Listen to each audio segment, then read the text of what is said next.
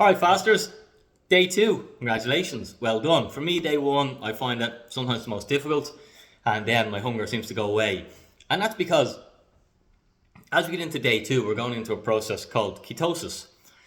Day 1 was when our body had glycogen in our muscles and in our bones, and that's just basically a form of glucose or sugar. And once that's all depleted, and because we're eating very low calories and we don't have enough calories to sustain our body has no choice now to go, hold on a minute, time to go into ketosis. Ketosis is when our body runs on body fat.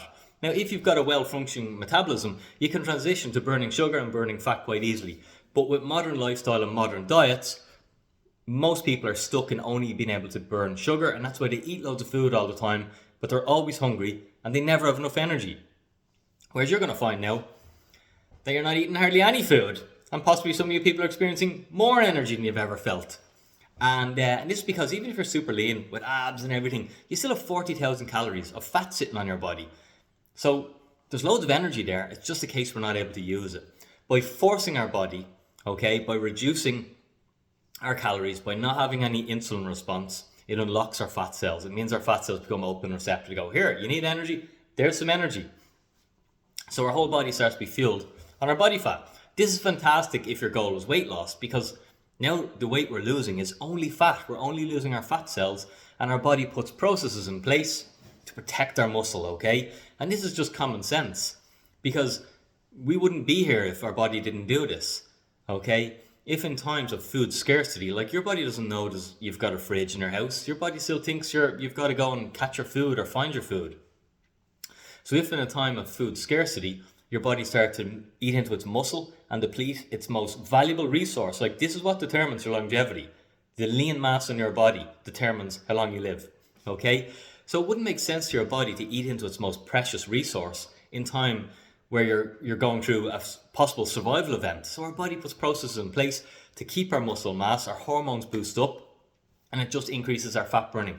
And this is why the weight loss that we'll get doing a fast is far superior to any weight loss we can get by doing any other exercise protocol, because during these other protocols we end up eating into a bit of our muscle mass, we eat into a bit of our body fat, and sometimes we start to eat into our bone density. So the weighing scales moves, but you're losing all the wrong stuff. You want to protect your muscle, protect your bone density, burn your fat, and that's exactly what happens on a fast. So for some of you, you're probably in ketosis now. Some people, your body might be fighting you, so you've got pangs of hunger still. And in fairness, pangs of hunger do continue throughout the week, but it becomes more emotional hunger rather than actual physical hunger.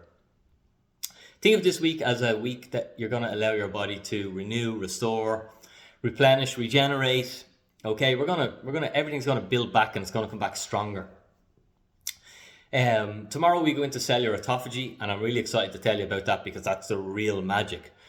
But today you're going to experience ketosis. For some people, it possibly is the first time in their life, or the first time in decades, where they've actually experienced being able to run your body on body fat. And you'll find you've a nice sustained energy. Keep drinking the water, stay busy, and if you haven't watched the presentation that I shared in the WhatsApp group from the doctor, I encourage you, don't do that, because that's going to help your motivation, your want to do this, okay, your discipline.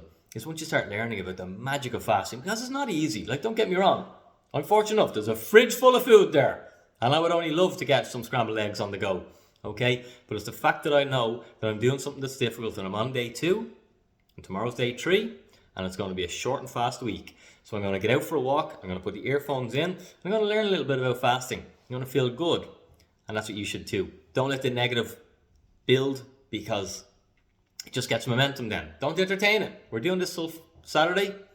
It's going to be easy. Day 1 is the hardest. Day 2 is the second hardest. And guess what? We're nearly finished it.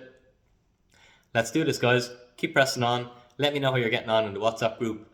And stay busy. Dinny out.